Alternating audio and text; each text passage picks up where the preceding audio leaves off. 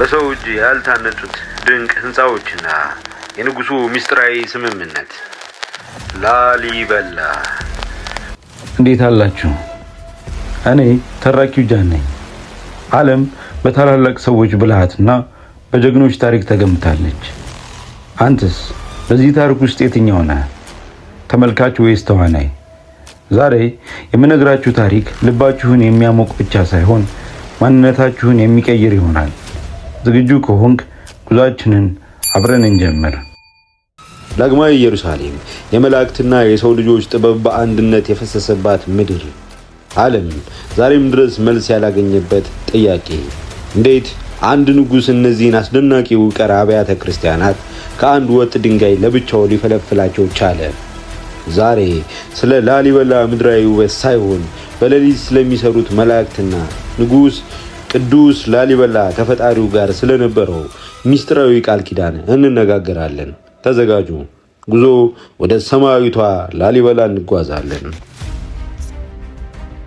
ንጉሱ ላሊበላ ለ24 ዓመታት እነዚህን አብያተ ክርስቲያናት ሲፈለፍል በቀን ሰዎች ይረዱት ነበር፣ በሌሊት ግን መላእክት ወርደው ስራውን ይቀጥሉ ነበር ይባላል። ይህ ተረት አይደለም። የህንፃዎቹ ረቂቅነት፣ የፍሳሽ ማስወገጃ መስመሮቹና የኪነ ህንፃ ጥበብ የሰው ልጅ አይምሮ ከሚችለው በላይ ነው። ንጉሱ በራእይ ወደ ሰማይ ተነጥቆ ካየው ሰማያዊ መቅደስ ኮፒ አድርጎ የገነባቸው እነዚህ ህንፃዎች ዛሬም ድረስ የኢትዮጵያ የብልሃት የእምነት ማሳያ ሆነው ቆመዋል። ላሊበላ ከተማ ብቻ አይደለችም፣ የታሪክና የመንፈስ ካርታ እንጂ። ንጉሱ በከተማዋ መሃል የሚፈሰውን ወንዝ ዮርዳኖስ ብሎ የሰየመውና ቦታዎቹን ሁሉ መጽሐፍ ቅዱስ ስሞች የጠራቸው በብልሃት ነበር። ኢየሩሳሌም በወረራዎች ስትያዝ ላሊበላ ለኢትዮጵያን ለዓለም ክርስቲያኖች አዲስ ተስፋ ሆና ተገነባች። በህንፃዎቹ ስር ያሉ ሚስጥራዊ ዋሻዎችና መንገዶች ወደ የት እንደሚወስዱ የሚያውቁት ጥቂት የተመረጡ አባቶች ብቻ ናቸው። ላሊበላ ዛሬም ድረስ ለዓለም እንቆቅልሽ ናት።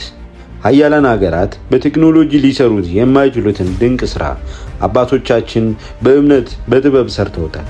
ይህች ከተማ የኢትዮጵያ የኩራት ምንጭና የጥንታዊቷ ስልጣኔያችን ሕያው ምስክር ናት። ላሊበላ የነካ የኢትዮጵያ የልብ ትርታ ነክቷል። ላሊበላ የመላእክትን አሻራ፣ የሰው ልጆችን ጥበብ ውህደት፣ ታሪኳን ያወቀ ይንበረከካል፣ የኖረባት ደግሞ በበረከቷ ይረካል። እውነቱ ግን አንድ ነው። ላሊበላ የፈጣሪ ለኢትዮጵያ የሰጣት ታላቅ ስጦታ ናት። ይህንን ቪዲዮ በማጋራት ስለ ላሊበላ ታላቅ ምስክርነት ትሰጡ ዘንድ ጋበዝኳችሁ።